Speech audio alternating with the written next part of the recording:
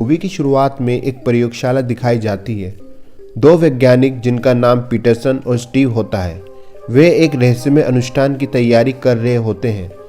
इसी तरह के अनुष्ठान और एक्सपेरिमेंट्स और भी देशों में चल रहे होते हैं, पर हर देश में यह प्रयोग फेल हो रहा होता है। स्टॉकहोम में भी इसी तरह का एक प्रयोग विफल हो गया होता है। जापान में चल रहे प्रयोग भी विफल हो जाता है। अब वैज्ञानिकों की सारी उम्मीद अमेरिका में होने वाले एक्सपेरिमेंट पर होती है। फिल्म में हमें कॉलेज के स्टूडेंट दिखाए जाते हैं जिनका नाम डेना, जूल्स, कर्ट, होल्डन और मार्टी होता है। वह वैकेशंस बिताने के लिए जंगल में बने एक केबिन में जाने का प्लान बना रहे होते हैं जो कर्ट के चचेरे भाई ने हाल ही में खरीदा था। वे सब उस केबिन के लिए निकल जाते हैं। वहीं एक आदमी किसी को उनके वहां से निकलने का इन्फॉर्म करता है। वे रास्ते में एक पेट्रोल पंप पर रुकते हैं और उसके मालिक से केबिन का एड्रेस पूछते हैं। अब वे केबिन की तरफ बढ़ने लगते हैं।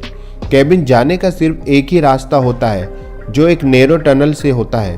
फाइनली वे लोग केबिन में पहुंच जाते हैं। वे सब लोग केबिन के अंदर जाते हैं। वे सब केबिन को एक्सप्लोर करने लगते हैं। सब लोग अपने लिए रूम सेलेक्ट कर लेते हैं। होल्डन अपने रूम में एक पेंटिंग देखता है जो बहुत डरावनी होती है। होल्डन जब वह पेंटिंग हटाता है तो देखता है उसके पीछे एक ग्लास है जिससे डेना नजर आ रही होती है, पर डेना होल्डन को नहीं देख पाती। होल्डन डेना के पास जाता है और उसे उस बारे में बताता है और वह रूम चेंज कर लेते हैं। फिर हम देखते हैं वे दोनों वैज्ञानिक केबिन को कंट्रोल कर रहे होते हैं। असल में ये वही अमेरिका में होने वाला प्रयोग होता है जो मूवी की शुरुआत में बताया जाता है। वे वैज्ञानिक कैमरे की मदद से पूरे केबिन पर नज़र बनाए हुए होते हैं। वैज्ञानिकों ने पूरे जंगल को ही अपने प्रयोग का केंद्र बनाया होता है और पूरे एरिया को टेक्निकली कंट्रोल कर रहे होते हैं। वे वैज्ञानिक आपस में शर्त लगाते हैं कि उन पांचों दोस्तों को कौन सा मॉन्स्टर या क्रीचर मारेगा। यह देखकर लगता है कि वे लोग यह सब एंजॉय कर रहे होते हैं और उनके लिए यह सब एक नॉर्मल काम होता है। दूसरी ओर केबिन में वे पांचों दोस्त एंजॉय कर रहे होते हैं। तभी बेसमेंट का दरवाज़ा खुलता है जिससे सब शॉक हो जाते हैं। वे सब क्यूरियस होते हैं बेसमेंट में जाने के लिए, पर मार्टिन उन सब को मना कर रहा होता है। वे सब बेसमेंट में जाते हैं और सब चीज़ों को ध्यान से देखते हैं। डेना को वहाँ एक डायरी मिलती है। वे डायरी एक छोटी बच्ची एना की होती है। एना ने उस डायरी में लिखा होता है कि एना को उसके डैड बहुत टॉर्चर करते थे और उसके डैड ने उसका एक हाथ भी काट दिया था। एना ने डायरी में यह भी लिखा होता है कि अगर ये डायरी कोई पढ़ेगा तो एना की फैमिली कब्र से बाहर आकर सबको मार डालेगी। डेना इन बातों पर विश्वास नहीं करती और मार्टी के मना करने के बावजूद डेना डायरी पढ़ती है। तभी हम देखते हैं कि जंगल में एना की फैमिली कब्र से बाहर निकलने लगती है। एना की फैमिली ज़ॉम्बी बन गई होती है। दूसरी ओर वैज्ञानिक जश्न मना रहे होते हैं जिन्होंने शर्त लगाई थी कि ज़ॉम्बी ही उन पांचों को मारेंगे। उधर केबिन में कर्ट और जूल्स बाहर जंगल में घूमने निकल पड़ते हैं। जंगल में जब वे साथ टाइम स्पेंड कर रहे होते हैं तभी एक ज़ॉम्बी जूल्स के हाथ में खंजर मार देता है। कर्ट जूल्स को बचाने की कोशिश करता है पर ज़ॉम्बी कर्ट को भी जख्मी कर देता है। ज़ॉम्बी जूल्स को बुरी तरह से मार देते हैं। कर्ट किसी तरह वहां से बच निकल जाता है और केबिन में पहुंच जाता है। हम देखते हैं जूल्स का ब्लड नीचे एक खुफिया जगह आता है और स्टोन पर बनी बॉडी की आउटलाइन को फिल कर देता है। कर्ट केबिन में आकर सबको सारी बात बताता है और कहता है उन्हें यहाँ से निकलना होगा और अगर वे वहाँ से नहीं जाते तो ज़ॉम्बीज़ उन्हें मार डालेंगे। तभी केबिन का दरवाजे को कोई पीटता है। सब बहुत डर जाते हैं पर डेना को अभी भी विश्वास नहीं होता है और वे दरवाज़ा खोल देती है। दरवाजे पर वही ज़ॉम्बी था जिसने जूल्स को मारा था। ज़ॉम्बी के हाथ में जूल्स का कटा हुआ सर भी होता है। ज़ॉम्बी कटा हुआ सर डेना की ओर फेंकता है। बाकी लोग तुरंत दरवाज़ा बंद कर देते हैं। कर्ट कहता है उन लोगों को केबिन को अच्छे से लॉक करना होगा और सबको साथ में ही रहना होगा। वैज्ञानिक ये बात सुनकर गुस्सा हो जाते हैं क्योंकि अगर वे ऐसा करते हैं तो उनका प्रयोग फेल हो जाएगा। वे एक केमिकल केबिन में रिलीज़ करते हैं जिससे कर्ट का मूड चेंज हो जाता है और वह कहता है कि सबको अलग अलग जाकर रास्ता खोजना है। सब लोग अपने अपने रूम में चले जाते हैं। रूम में जाते ही उनके डोर लॉक हो जाते हैं। मार्टिन की नज़र अपने रूम में एक हिडन कैमरे पर पड़ती है। मार्टिन समझ जाता है कि उन पर कोई नज़र रख रहा है। तभी एक ज़ॉम्बी मार्टिन को खिड़की से बाहर खींच लेता है और घसीट कर ले जाता है। कर्ट, होल्डन और डेना अब वहाँ से भागने लगते हैं। वे अपनी वैन में बैठकर उसी टनल की ओर जाते हैं जहां से वे आए थे। वैज्ञानिक उस टनल को ब्लास्ट कर देते हैं जिससे वह टनल भी बंद हो जाती है। वहां से निकलने का केवल यही रास्ता होता है। कर्ट को एक आइडिया सूझता है।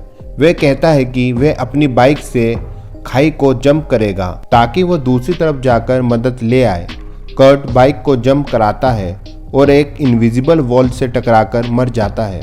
वैज्ञानिकों ने उस पूरे एरिया को एक इनविजिबल वॉल से बंद किया होता है। अब होल्डन और डेना ही बचे होते हैं। वे दोनों वैन में बैठकर कोई और रास्ता ढूंढने लगते हैं। तभी एक ज़ॉम्बी जो वैन में पहले से ही मौजूद होता है होल्डन को मार देता है। वैन डिसबैलेंस होकर एक तालाब में गिर जाती है। डेना ज़ॉम्बी से बचकर तालाब से बाहर आ जाती है। ज़ॉम्बी डेना पर हमला करने वाला होता है कि तभी वहां मार्टी आ जाता है और डेना की जान बचा लेता है। वैज्ञानिक भी इस बात से अनजान थे। वे सोच रहे थे कि मार्टी मर चुका है। मार्टी डेना को अपने साथ एक जगह ले जाता है। मार्टी डेना को यह भी बताता है कि यहाँ चारों ओर कैमराज लगे हैं। इसका मतलब यह है कि कोई हम पर नज़र रखे हुए है। उन्हें एक लिफ्ट मिलती है। वह उस लिफ्ट में बैठकर नीचे जाने लगते हैं। लिफ्ट के बाहर उन्हें अलग अलग तरह के मॉन्स्टर दिखते हैं। वैज्ञानिक परेशान होते हैं क्योंकि डेना और मार्टी उनके बेस कैंप में ही आ रहे होते हैं। वैज्ञानिक उन दोनों को मारने के लिए सिक्योरिटी भेजते हैं। डेना और मार्टी एक रूम में छिप जाते हैं। यह रूम असल में कंट्रोल रूम होता है। यहाँ पर सब चीज़ कंट्रोल की जाती थी। तभी वहाँ पर सिक्योरिटी आ जाती है और उन पर फायरिंग करने लगती है।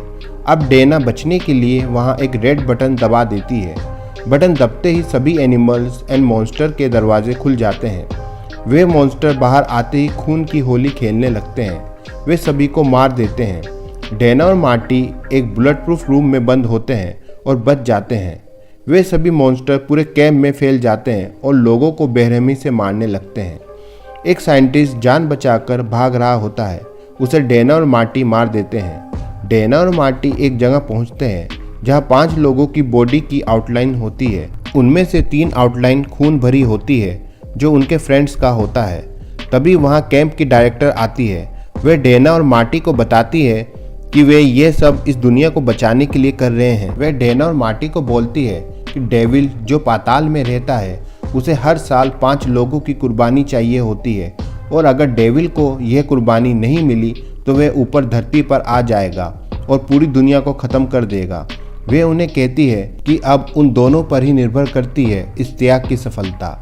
वे उन्हें सेक्रीफाइस के लिए मनाने लगती है। डेना उसकी बातों में आ जाती है और मार्टी को गन से मारने लगती है।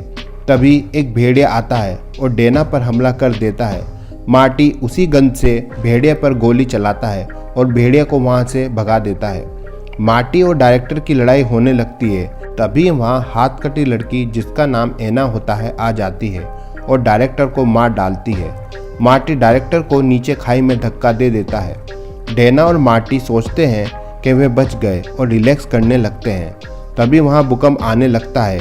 तभी उस खाई में से एक बहुत बड़ा हाथ निकलता है। ये हाथ उसी डेविल का होता है जिसका जिक्र डायरेक्टर ने किया था और यहीं पर मूवी एंड हो जाती है। ये फिल्म 2012 में रिलीज़ हुई थी और इसकी IMDb रेटिंग 7 है। तो दोस्तों, अगर आपको ये कहानी पसंद आई हो तो मेरी वीडियो को ज़रूर लाइक और शेयर करें और अगर आप मेरे चैनल पर नए हैं तो मेरे चैनल को सब्सक्राइब करना ना भूलें।